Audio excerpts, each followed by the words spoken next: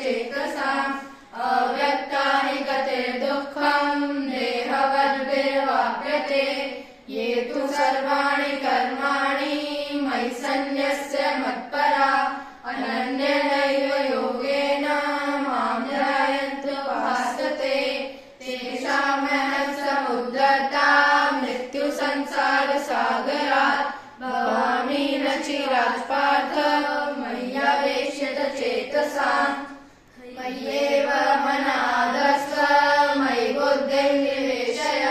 निवर्तिष्यसि मय्येव अदौर्ध्वं न संशय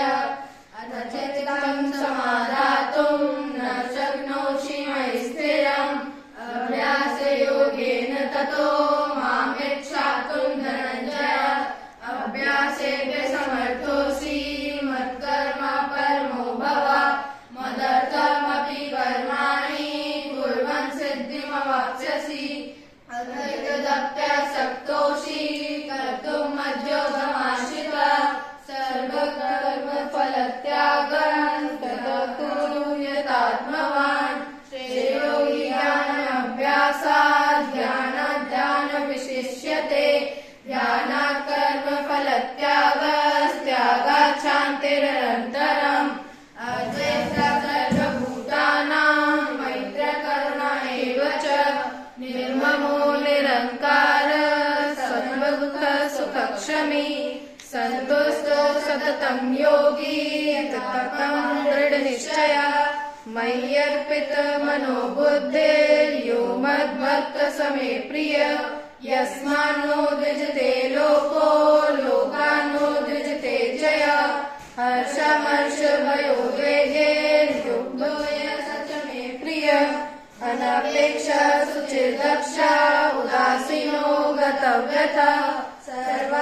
सर्वारम्भपरित्यागी यो मद्भक्तः स मे प्रियः